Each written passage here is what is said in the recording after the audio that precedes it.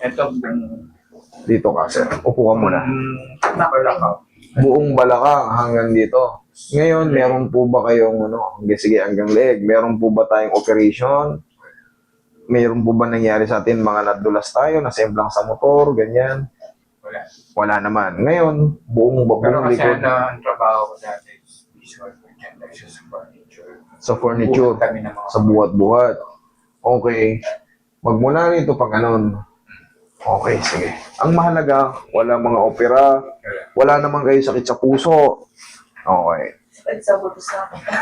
Sakit sa bulsa, halos lahat ngayon, lalo pa ngayon, may gera. Yung mga diesel ngayon, mga gasolina, maghanda.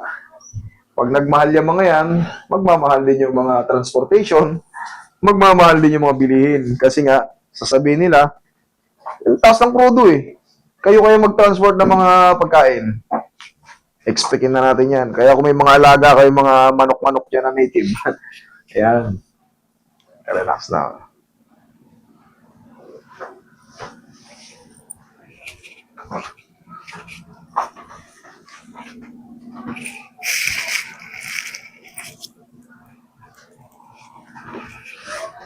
Higa kang patagilid, sir.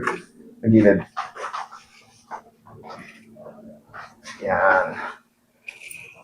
Usog ka konti dito, baka malaglag ka. Yan.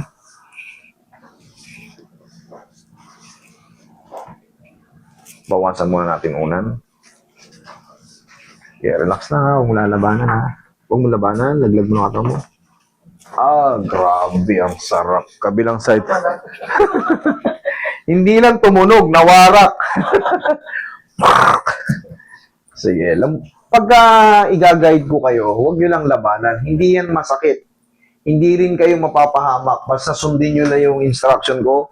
Huwag nyong kokontrolin kasi maaring magkontrahan tayo. Yung mga ligaments nyo, yun, magkakaroon ng damage. Relax lang. Sige pa. Alam mo yung ibang klase yung tunog niya? Bubu. Okay, dapa. Hindi naman masakit, di ba, sir? Hindi. Oh, huwag nyo lang lalabanan. Sige, shoot mo yung mukha mo dyan. Kaya pala masakit yung balakang mo eh. Stock up na yung mga facet joint niya, sir. Kaya ganon. Kaya konting kilos, napagod ka lang, naglakad-lakad lang tayo ng konti, umiinda na. Pero yan, pag napakawalan yan, katulad yan, na-decompress yan, yung mga disc natin dyan. Sa tulong ng mga cracking, nakakalaya yung mga naiipit. So, magiging normal kayo. Relax lang.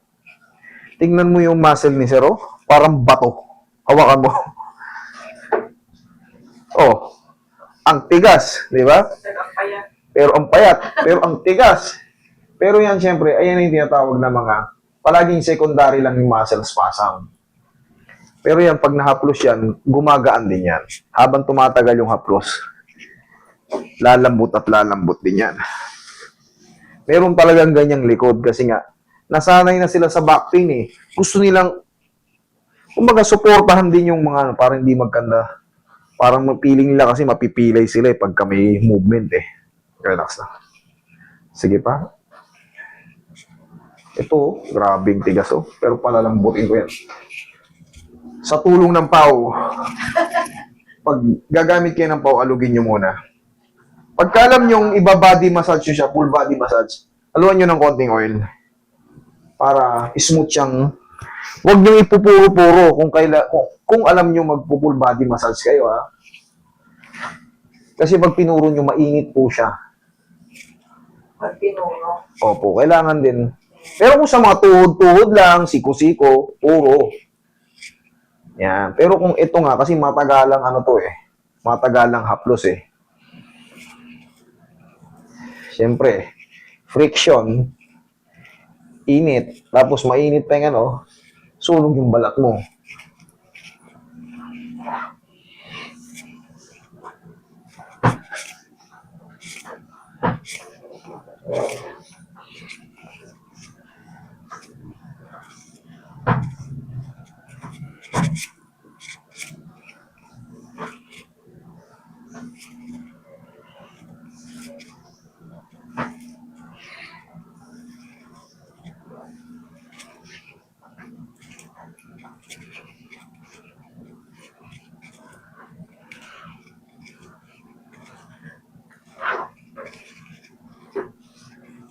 Oh, tingnan mo.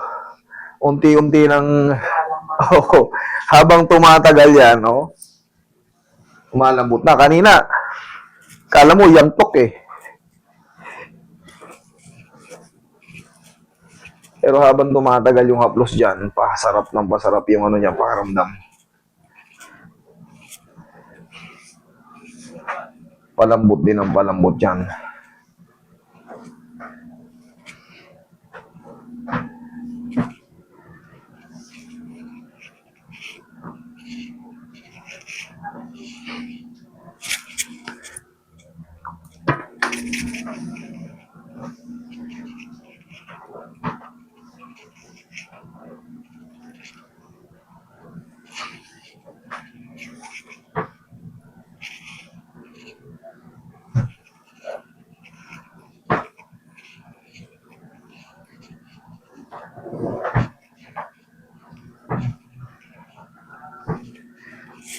Yeah. Dali ah. Sige, yeah. Yan. Mamaya natin lalagyan ng unan. Sige, lasigay sa tiyan yung kamay. Yan. Okay, relax lang muna. Huwag lalabanan ha. Pag sinabi kong inhale, exhale, yun lang. Inhale, exhale. Tignan mo, pag wala nakadigin doon, parang malakas tignan. Pero pag nandun si Roy, sundo ng anak, yan lang. Relax lang muna, tapos mamassage yung kulit yung dito mo. Akang mo, parang sumingaw lahat ng stress. Ibang klase na yung mga tunog, parang buo-buo. Pagka mawit na yung likod ko, ginagano ko. Yun, yung tinuturo ko sa inyo. Ganyan ninyo. Pero huwag yung damihan. 1, 2, 1, 2 lang. Pinakamahaba na yun, pinakamarami na yun 2. Huwag yung ulit-ulitin kasi mahihilo kayo dyan. At baka lumampas, mapilay naman kayo. Palagi lang 1, 1, 2. Kung nabitin kayo, 1, 2. Yun lang yung pinakamarami. Tapos bukas naman ulit kung sakali. Okay, upo.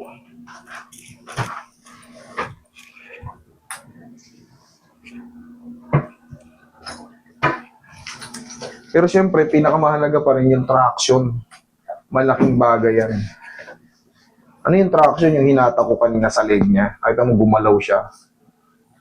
Pang-decompress yan. Kasi may nararamdaman din si ano rito.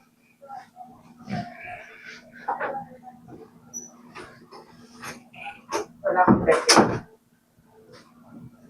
Sakit papinot. Matino pa. May ano yun, may purpose yun. Tandaan nyo ang vertigo sa ear. Ear ang chinecheck pag may vertigo kayo. Hindi nga ako minum kanina ng Betasir. Akala ko hindi ako ibigay. Oh, bakit kaya nyo? Kasalanan niyo yan. Pumunta kayo rito eh. Pumunta kayo rito eh. Hindi ko. Hindi kayo minum ng gamot, di nyo kaya yun. Eh, ba't kinaya nyo? Lalo pa pag lumilipas yung mga araw. Habang lumilipas yung mga araw, magsusubside yung in-adjust natin dyan. Yan. Ngayon, unang araw pa lang, may mga changes na. Ang inaalala ko lang, baka hindi ako payagang mag-absent next day. Eh, no choice tayo. No choice tayo. Wala akong Sabado-Linggo kasi Kaya pagka na lang walang pasok sa kama. kayo mag-report po kayo.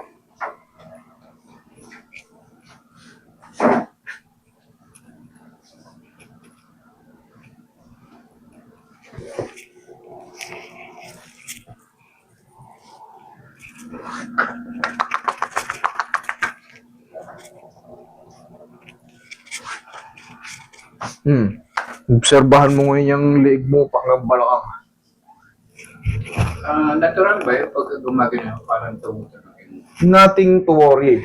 Basta walang pain. Pero pag tumunog siya tapos May pain. hindi po pwede. Kailangan. Kasi minsan, pag umiidad tayo, meron tayong tinutubuan tayo ng mga spar. Parang ganun din lang sa tuhod. Minsan may tumutunog. Ganun lang din yan. Pero kailangan walang pain. Tapos, no. Huwag kayong mag-exercise ng paulit-ulit ng pag-ganon-ganon.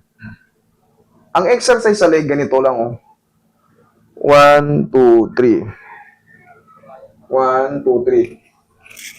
Kung pwede yung tulungan ng ganito, pwede. 1, 2, 3. Ganun lang kabilis. Huwag kayo mag-exercise sa para kayo nababaliw. Yung ganun-ganon. May hilo lang kayo ron. Tsaka, imbalance yung mga movement. Hindi tugma. Okay? May hilo lang kayo ron. Okay? Sige, thank you.